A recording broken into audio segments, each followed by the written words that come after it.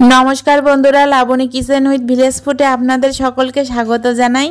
আজ আমি বাঙালিদের ট্র্যাডিশনাল ও সবার পছন্দের শুক্তোর রেসিপি নিয়ে হাজির হয়েছি।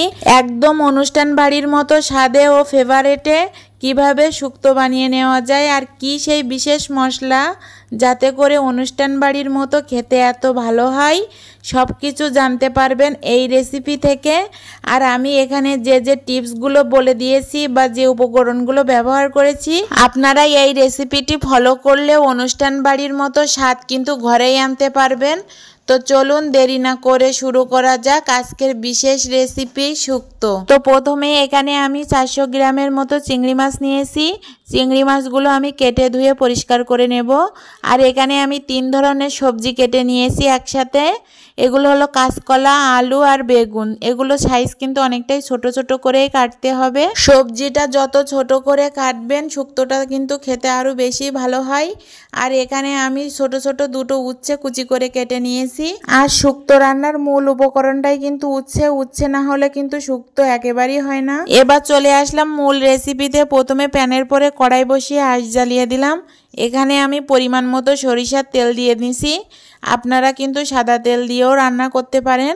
সরিষার তেলটা গরম হয়ে গেলে এখানে আমি চিংড়ি মাছগুলো দিয়ে দিলাম। চিংড়ি মাছটা ভাজার জন্য এখানে আমি পরিমাণ মতো লবণ হলুদ দিয়ে আমি 2 মিনিটের মতো ভেজে নেব। চিংড়ি মাছগুলো কিন্তু মেলা ভাজা যাবে না, তাহলে কিন্তু শক্ত হয়ে যাবে। আমি এখানে জাস্ট 2 মিনিটের মতো একটু নাড়িয়ে চাড়িয়ে আমি ভেজে নিয়েছি। এই পর্যায়ে আমি চিংড়ি মাছগুলো তুলে নেব। তো চিংড়ি মাছগুলো আমার তোলা হয়ে গেছে। এই তেলেই কিন্তু আমি রান্না করব, আর এতে কোনো তেল দেব না। তেলটা গরম হয়ে গেলে এখানে আমি ফোড়নে দিয়ে দিলাম তেজপাতা, এলাচ, লবঙ্গ, জিরে, সরিষা দিয়ে আমি এখানে হাফ বাটি পেঁয়াজ কুচি দিয়ে দিলাম। পেঁয়াজটা দিয়ে আমি 2 মিনিটের মতো কষিয়ে নিলাম। তারপরে আগে থেকে যে উচ্ছেটা আমি কেটে ধুয়ে রেখেছি এইগুলো দিয়ে দেব।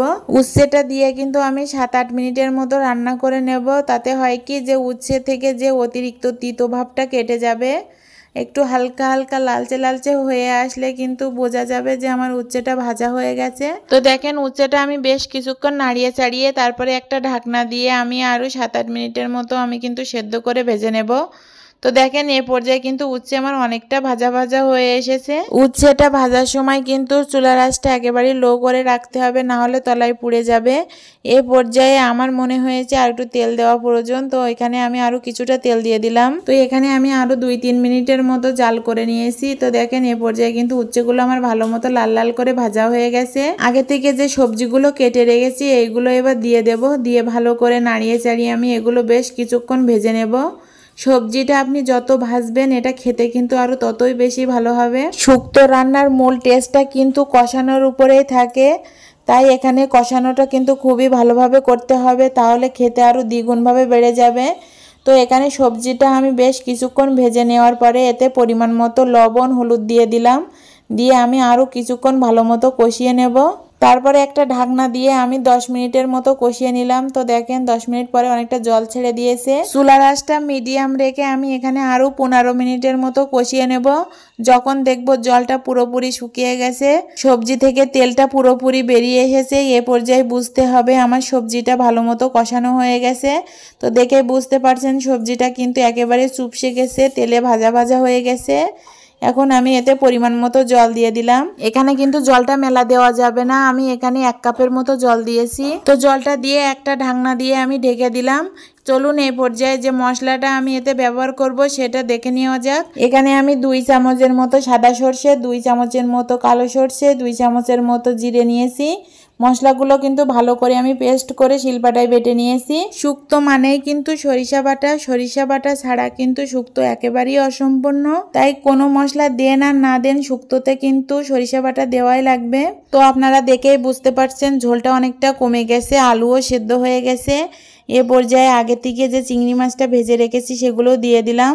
আর যে মশলাটা আমি বেটেছি এই মশলাটাও দিয়ে ভালোভাবে আমি নাড়িয়ে চাড়িয়ে কষিয়ে নেব। আপনারা দেখে বুঝতে পারছেন শুক্তোটা কত সুন্দরই হয়েছে, দেখে কিন্তু জিভে জল চলে আসছে, একেবারে অনুষ্ঠান বাড়ির মতো।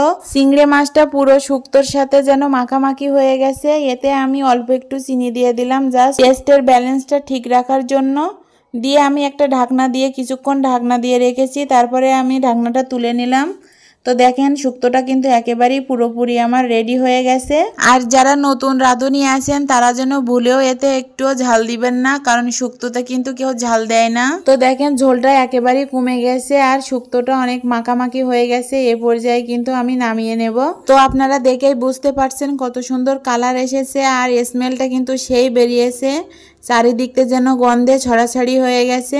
আপনারাও যদি আমার মতো সুন্দর এবং পারফেক্ট ভাবে বা অনুষ্ঠান বাড়ির মতো রান্না করতে চান তাহলে আমার এই টিপসগুলো উপকরণগুলো ফলো করবেন, তাহলে আপনাদের রান্নাও কিন্তু এত সুন্দরই হবে। তো ভিডিওটি ভালো লাগলে বাড়িতে একবার হলেও তৈরি করে দেখবেন। আর ভিডিওটি যদি আপনাদের কাছে খুবই ভালো লেগে থাকে তাহলে লাইক কমেন্ট শেয়ার করতে ভুলবেন না। চ্যানেলে নতুন হয়ে থাকলে সাবস্ক্রাইব করবেন, পাশে থাকা বেল আইকনটিতে ক্লিক করবেন নিত্য নতুন ভিডিও পেতে। তো ধন্যবাদ সকলকে।